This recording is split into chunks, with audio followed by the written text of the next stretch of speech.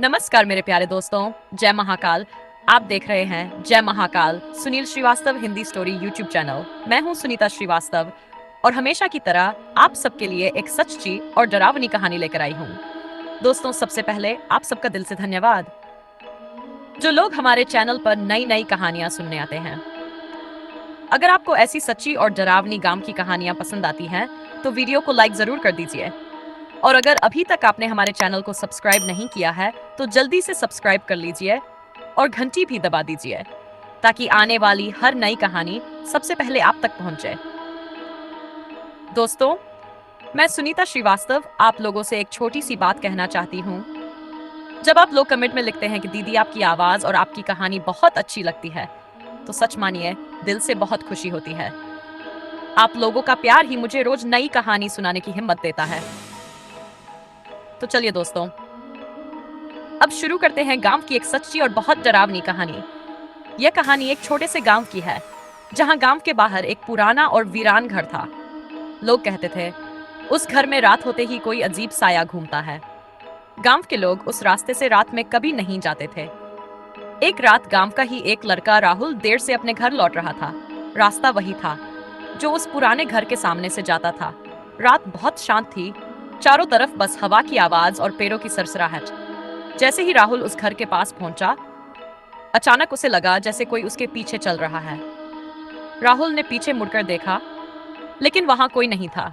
वह थोड़ा डर गया और जल्दी जल्दी चलने लगा।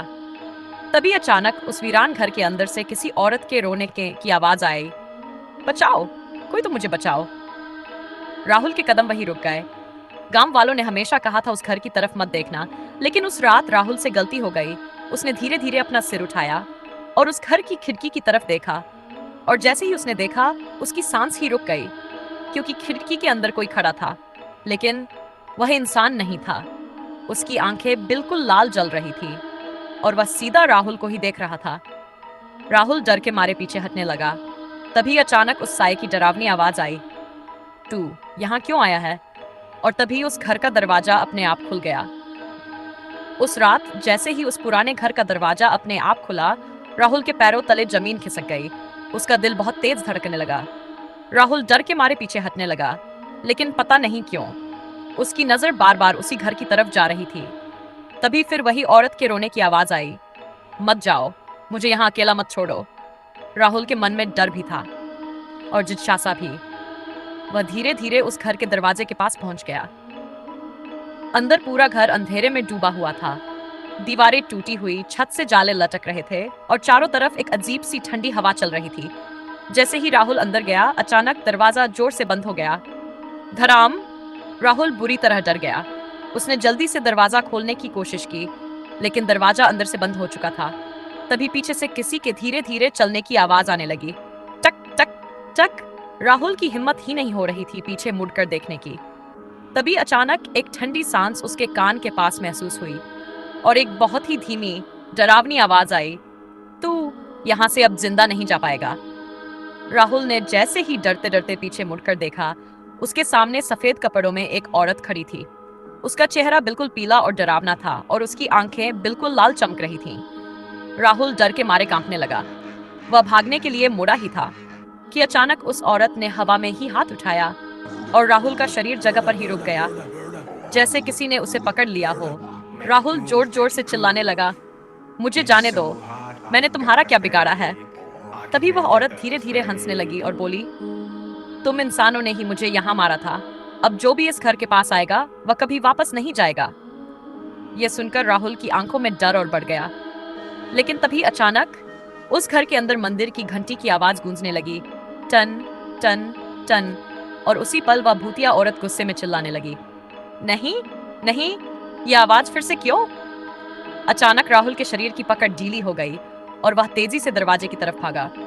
लेकिन जैसे ही उसने दरवाजा खोला, उसने बाहर जो देखा उससे उसका खून जम गया, क्योंकि घर के बाहर पूरा गांव खड़ा था, लेकिन सबके चेहरे बिल्कुल सफेद और डरावने थे और सब एक साथ राहुल को देख रहे थे।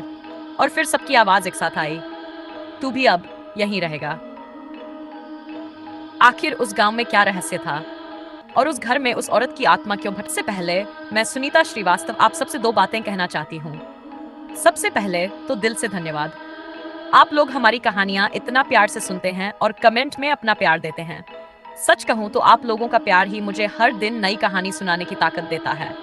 और एक बात और दोस्तों, अगर आप हमारे चैनल पर नए हैं तो लाइक जरूर कीजिए, सब्सक्राइब कर लीजिए और घंटी भी दबा दीजिए ताकि हमारी हर नई कहानी सबसे पहले आप तक पहुंचे।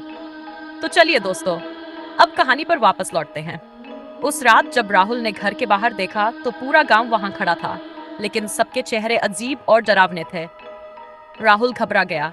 उसने कांपती आवाज में कहा, तुम लोग ऐसे क्यों देख रहे हो मुझे?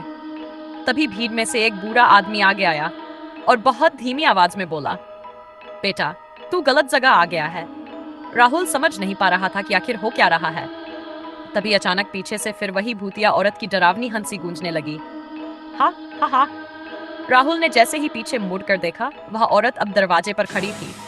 उसकी आंखें पहले से भी ज्यादा लाल हो चुकी थीं और वह गुस्से में चिल्लाई, आज फिर एक इंसान मेरे घर में आया है, अब ये कभी नहीं जाएगा। ये सुनते ही गांव वाले डर के मारे पीछे हटने लगे। तभी वही बूढ़ा आदमी जोर से बोला, भाग जा बेटा, अभी भाग जा, वरना ये तुझे भी अपने साथ ले जाएगी। राहुल तुरंत वहां से भागने लगा। वह बिना पीछे देखे पूरे रास्ते भागता रहा। काफी देर बाद जब वह अपने घर पहुंचा तो उसकी सांसें अभी भी तेज चल रही थीं। अगले दिन जब उसने गांव वालों को सब बताया तो सबने एक ही बात कही, वह घर बहुत साल पहले ही श्रापित हो गया था। वहां एक औरत की मौत हुई थी और तभी से उसकी आत्मा वहां भटकती है। उस दिन के बाद राहुल ने कसम खा ली, वह कभी उस रास्ते से नहीं जाएगा। और आज भी उस गांव के लोग कहते हैं, रात होते ही उस पुराने घर से किसी औरत के रोने की आवाज आती है। दोस्तों, कहानी यहीं खत्म होती है, लेकिन मैं सुनीता श्रीवास्तव आप सबसे जाते जाते दो बातें जरूर कहना चाहती हूँ। सबसे पहले, दिल से धन्यवाद कि आप लोग हमारी कहानी को इतना प्यार देते हैं। आपके कमेंट पढ़कर सच में बहुत खुशी मिलती है। और अगर आपको हमारी ऐसी सच्ची और डरावनी कहानियां पसंद आती है तो वीडियो को लाइक जरूर कीजिए। और Jai Mahakal Sunil Shrivastava Hindi story YouTube channel को सब्सक्राइब करना बिल्कुल मत भूलिए और घंटी भी दबा दीजिए ताकि अगली बार जब मैं सुनीता श्रीवास्तव आपके लिए एक और सच्ची और डरावनी कहानी लेकर आऊं तो सबसे पहले आप ही सुन सकें। चलती हूं दोस्तों, फिर मिलेंगे एक नई कहानी के साथ। जय महाकाल। कहानी समाप्त।